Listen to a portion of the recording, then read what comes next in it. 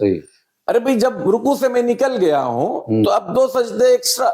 میرے بھائی کیا پتا کہ میری زندگی کا یہی سجدہ میری نجات کا ذریعہ بنے، یہی سجدہ میری زندگی کا آخری سجدہ ہو سکتا ہے امام کے کھڑے رہنے تک میں جیوں یا نہ جیوں. اهدنا الصراط المستقیم. الحمدللہ رب العالمین والصلاة والسلام علی رسولہ الکریم، اما بعد. شیخ عبداللہ بھائی کا یہ سوال ہے کہ جب ہم نماز کے لیے مسجد جاتے ہیں تو اس وقت دیکھتے ہیں کہ امام رکوع سے اٹھ چکا ہے، تو ایسے موقع پر بہت سے لوگ جو ہے انتظار کرتے رہتے ہیں کہ امام سجدے میں جائے، پھر دوسری رکعت کے لیے جب کھڑا ہوتا ہے تو اس وقت جو ہے یہ شامل ہوتے ہیں جماعت میں. رکوع سے جب اٹھ جاتا ہے امام تو وہاں پر کھڑے ہو کر انتظار کرتے رہتے ہیں. تو ایسے موقع پر شریعت ہمیں کیا حکم دیتی ہے، اس کو جو ہے واضح کر. بسم اللہ الرحمن الرحیم، الحمدللہ والصلاة والسلام علی رسول اللہ، اما بعد.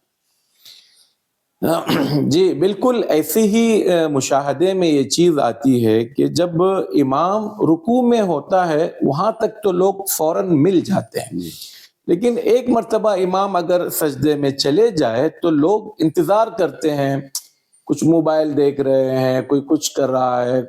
تو اس طرح کی چیزوں میں وہ امام کے واپس رکعت شروع کرنے کا انتظار کرتے ہیں. تو اس بارے میں اللہ کے رسول صلی اللہ علیہ وسلم کا کیا حکم ہے؟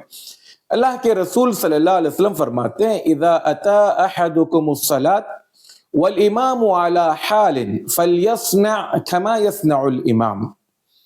صحیح ترمذی کی یہ حدیث ہے، علامہ البانی رحمۃ اللہ علیہ نے اس کو صحیح کہا. یعنی جب تم میں کا کوئی انسان نماز کے لیے آئے تو اس کو امام جس حالت میں نظر آئے اس حالت میں شامل ہو جانا چاہیے.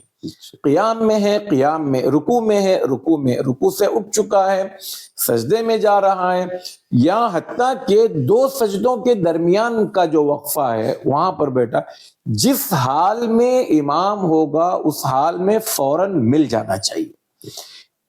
اب اللہ کہ کوئی ضروری کام ہو کہ بھئی اس وقت میں وہ کام کر لے تو کوئی حرج نہیں. علماء نے اس کو یہ کہا، جیسے مثال کے طور پر ضروری کام میں موبائل کو سائلنٹ کر لینا، کہ بھئی اب وہ امام جا رہا ہے کہ بجائے اس کے کہ بندہ موبائل کو ایسی رکھے اتنی دیر میں وہ موبائل سائلنٹ کر لے، سوئچ آف کر لے.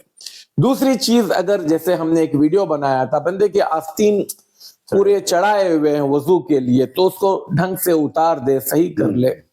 یا مان لو بندہ پہنچا ہے اور پنکھے بند ہیں، کوئی بغیر مصلیاں نمازی گرمی سے پریشان ہو رہے ہیں، جا کر پنکھے آن کرتا ہے، مطلب یہ ایسے کچھ کام کر رہا ہے، ٹھیک نہیں، کھڑے رہ کر انتظار کر رہا ہے تو یہ صحیح نہیں ہے.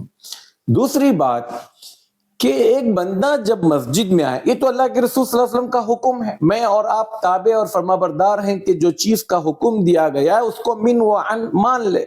جس حال میں ہے اس حال میں شامل ہونے کا جب حکم دیا گیا ہے، میرے اور آپ کے پاس کوئی آپشن نہیں ہے. لیکن بعض اوقات انسان یہ سوچتا ہے کہ یار یہ نماز میری جب کاؤنٹ نہیں ہو رہی ہے تو میں کیوں پڑھوں؟ صحیح.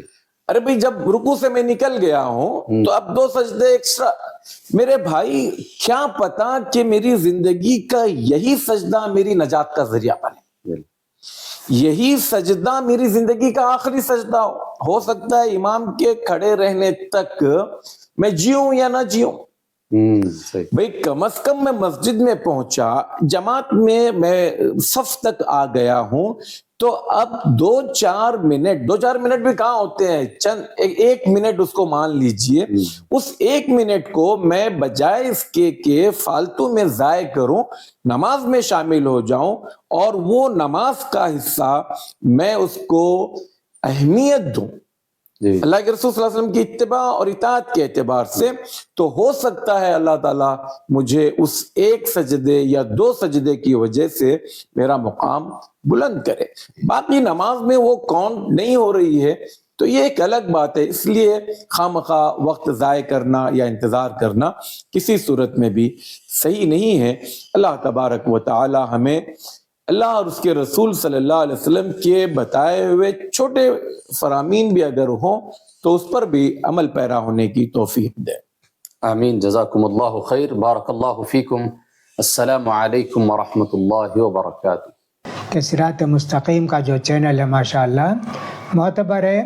میں نے بھی اس کی کئی کلپ سنی، بہت دلائل دیتے ہیں، بہت تفصیل کے ساتھ مسئلے کی وضاحت کرتے ہیں، اس لیے مجھے یہ چینل پسند آیا. میں آپ سے بھی ریکمینڈ کروں گا، سفارش کروں گا کہ آپ بھی اس چینل سے فائدہ اٹھائیے. اللہ تعالیٰ آپ کو جزائے خیر دے.